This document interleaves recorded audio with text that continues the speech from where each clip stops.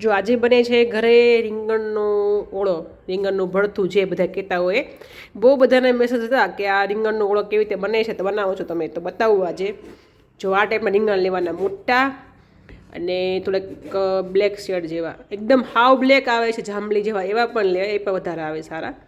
અને આ રીતે જો આ કેમ અત્યારે ડીટીયા કાપી નાખવાના, વધારાના જે ડીટીયા છે એ, અને કાપી અને પછી જે રીંગણ છે એમાં ચાકા વડે ચીરા પાડી દેવાના, નાના નાના ચીરા પાડી દેવાના.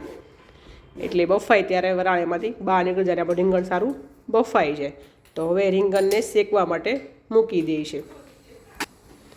જો આવી રીતે રીંગણને શેકવા માટે મૂકી દીધા છે બંને ગેસ ઉપર એક એક, અને ધીમે ધીમે ફેરવતું જવાનું. એકદમ બ્લેક કલરની ઉપરની છાલ જે છે એની થઈ જાય ત્યાં સુધી શેકાવા દેવાના. પછી આગળ બતાવું તમને. જો આ રીતે રીંગણ એકદમ મસ્ત શેકાવા માંડે એટલે ધીમે ધીમે એક પછી એક ભાગ ફેરવતો જવાનો, એટલે બધી સાઈડથી બરાબર શેકાઈ જાય. એકદમ આવા બ્લેક ટાઈપનું થવા દેવાનું. આખું રીંગણ બ્લેક થઈ જાય ત્યાં સુધી શેકાવા દેવાનું છે, હે ને? રીંગણ જુઓ, રીંગણ આ રીતે એકદમ મસ્ત બરાબર શેકાઈ ગયા છે. હવે એને થોડીક વાર 5 થી 10 મિનિટ માટે એમને રેસ્ટ થવા દે, ઠંડા થવા દીધા હતા. ઠંડા થઈ ગયા એટલે બરાબર ઉપરની જે છાલ છે એ નીકળી જશે. છાલ એકદમ બરાબર વ્યવસ્થિત કાઢી નાખવાની. અને સામે જો તૈયાર થઈ ગયું છે કાંદા, લસણ, ટામેટાં, લીલા ધાણા અને આદુ.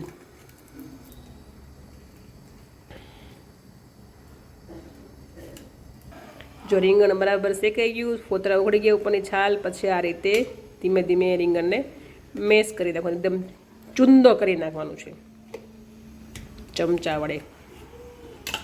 ડીટીયું કાઢી નાખવાનું ને આ રીતે ચૂંદો કરી નાખવાનો. ચેક કરી લેવાનું પહેલાં કે એમાં અંદર કોઈ ઈયળ કેવું કંઈ છે નહીં ને, એમ કે આ રીંગણમાં બહુ ઈયળ ને એવું હોય. અત્યારે શિયાળામાં તો ફ્રેશ રીંગણ મળે એટલે ઓછી હોય, કેમ નહીં તો બહુ જ હોય. હા, એટલે અત્યારે રીંગણ સારા મળે ને, એમ ઠંડીના સિઝનમાં રીંગણ ઓળો સારો ગરમ હોય.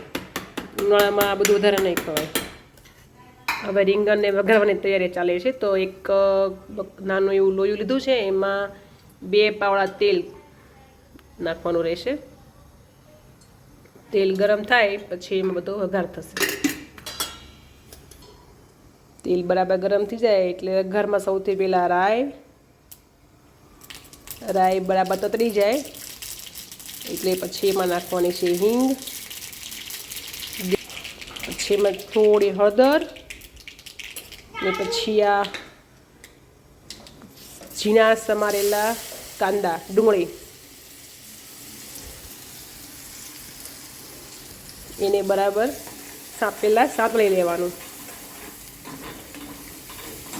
અને આ મારું કુરકુરિયું. પછી એની અંદર એડ થશે લસણ અને આદુનું કટકી ઝીણી જે કરેલી હતી. બોલ દેખાવ.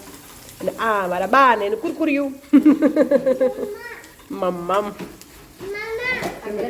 ગરમ છે, ધ્યાન રાખજે મમ્મી. ટમેટો, હા હવે લઈ લે ત્યાંથી એને. આ ગરમ છે, અડી જાય પાછી. દાદા હા જાઓ, હા જાઓ, લેવાઈ ગયું, બસ લેવાય. જાઓ જાઓ જાઓ જાઓ. હવે એમાં એડ થશે સ્વાદ પ્રમાણે મીઠું.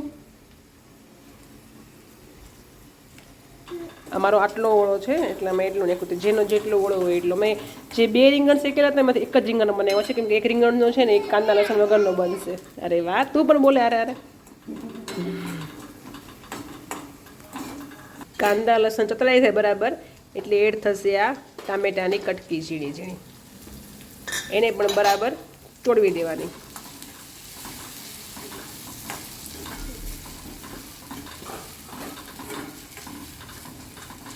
અને અહીંયા જો ટમેટા પાટી ચાલે છે. ગીયું ટામેટો ગાય છે.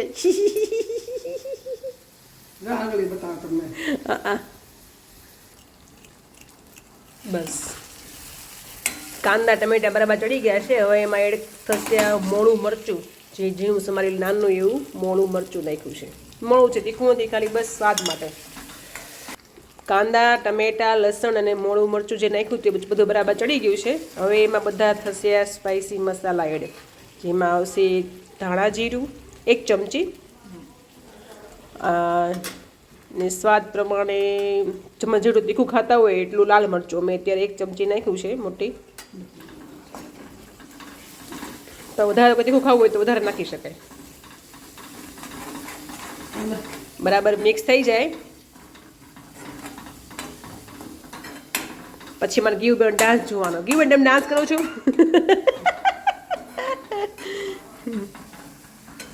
બરાબર મિક્સ થઈ ગયું છે. હવે એમાં નાખી દેવાનો આ ચૂંદેલું રીંગણ જે શેકીને બનાવેલું હતું એ રીંગણની પેસ્ટ. હવે આ બરાબર મિક્સ કરી દેવાનો મસાલા સાથે રીંગણને.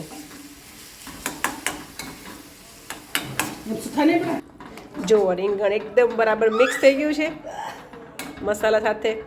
તો આ બની ગયો છે આપણો તૈયાર રીંગણનો ઓળો, રીંગણનું ભરથું. તમે લોકો જો કે જે કહેતા હોય તે. હવે એના ઉપર ડેકોરેશન માટે સજાવટ માટે રાખવામાં આવશે આ લીલા ધાણા. બસ અને પછી આ છે એમાં તૈયાર ઓળો. હવે આને તમે રીંગણના ઓળાને ભાખરી સાથે પણ ખાઈ શકો. ભાખરી ભાવતી હોય એને, અને રોટલો ભાવતો હોય તો રોટલા સાથે તમે પણ ખાઈ શકો. અને આ છે મારું કુરકુરિયું, એની સાથે પણ તમે રીંગણનો ઓળો ખાઈ શકો છો. એ ખુશ થઈ ગઈ. બાય. રીંગણનો ઓળો બની ગયો છે. Bye bye bye Urvashi.